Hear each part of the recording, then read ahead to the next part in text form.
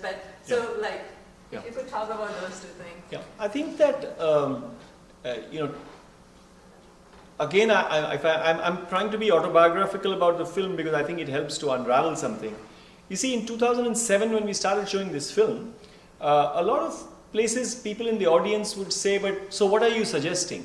Are you suggesting that it's not over?" Because actually Kashmir was very quiet. 2004, 5, 6, 7. There would be periodic outbursts, but it was generally quiet. And I had to say that, I think it's not over, but I don't have any hard evidence for it. I don't know why I'm saying this. And of course, in 2008, there was a huge upsurge. 2009, 2010, but marked by the fact that these were non-violent, so to speak. Let's not say non-violent, because I don't think people who throw stones are necessarily non-violent, but I think that you would say that they were unarmed, and they were marked by mass resistance. Armed resistance, by definition, is never a mass movement. It by necessity involves a small group of armed people. Was this tactical? Was it a response to 9/11 and the whole shift in the discourse? I think it's possible. But I also think that it was tactical in a different way, in that you have a tiny little valley held down by 600,000 soldiers. And I think that people realize that there's no way you can deal with the beast militarily. The only way to do it would be through the most bloody kind of suicide bombing. There's no other way of dealing with that kind of thing. So how do you deal with it? How do you deal with this enormous militarization? And I could sense that, even by 2006, 2007, the police and the army were saying that there are only 500 armed militants. There were very few sort of clashes between the militants and the security apparatus. And yet, it was not quite clear that where was it going to come from. So I think that when the people first came out on the streets in 2008 in protest, there was some land which the state government was trying to acquire for a Hindu pilgrimage in Amarnath. The one you showed in the film. Which, the little bit that you see in the snatch in the film.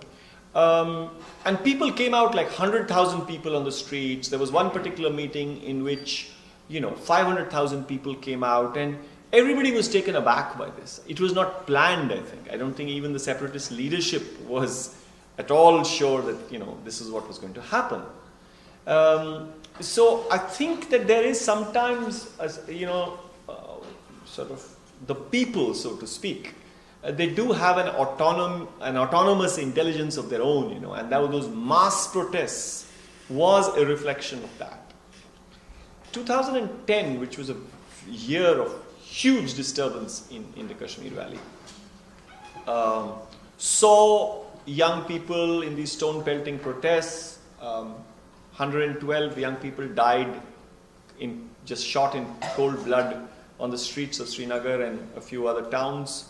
But it was marked again by the mass participation, women out on the streets, protests.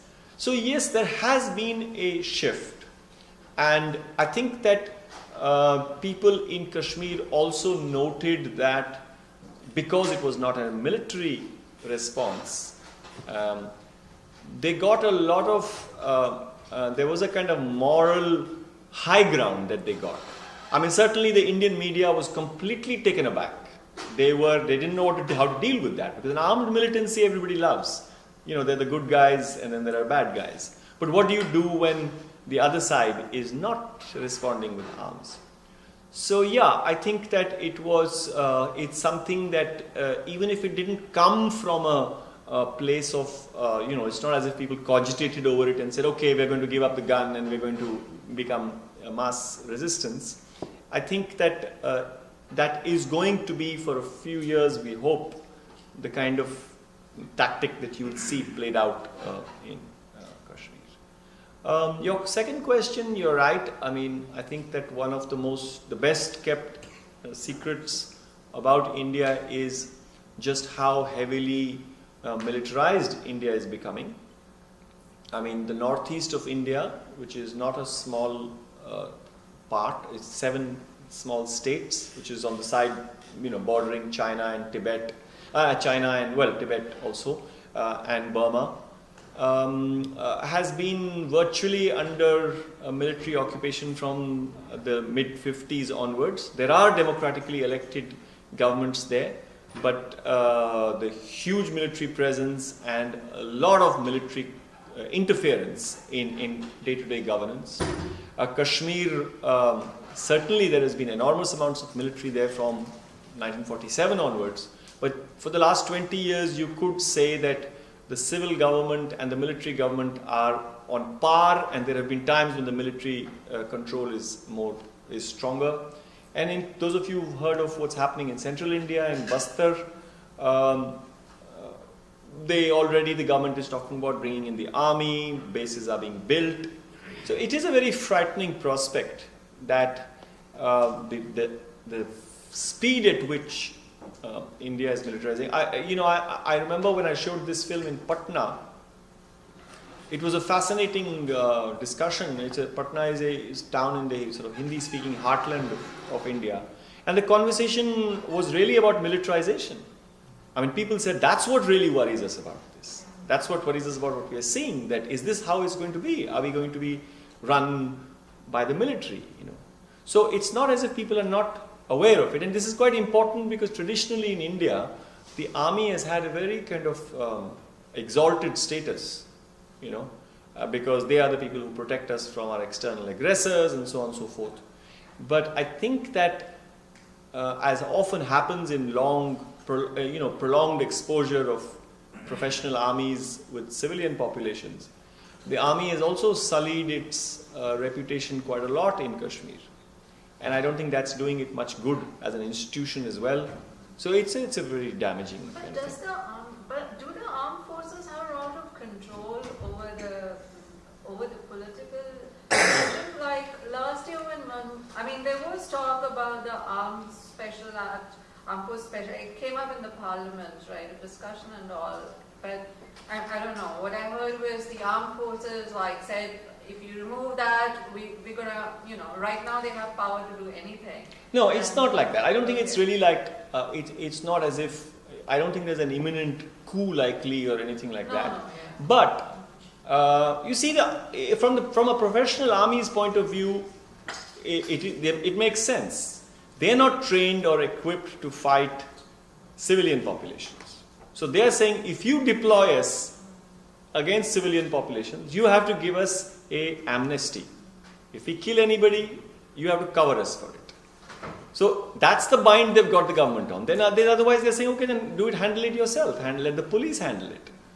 Why are you calling the army in? So that's the kind of tactic they use, the kind of pressure tactic. It's interesting that you brought in the issue of central India, what's happening in other parts of India and Northeast India. But as you know, with the Maoists, I'm just interested how much it is also related to sort of unrest related to the economy.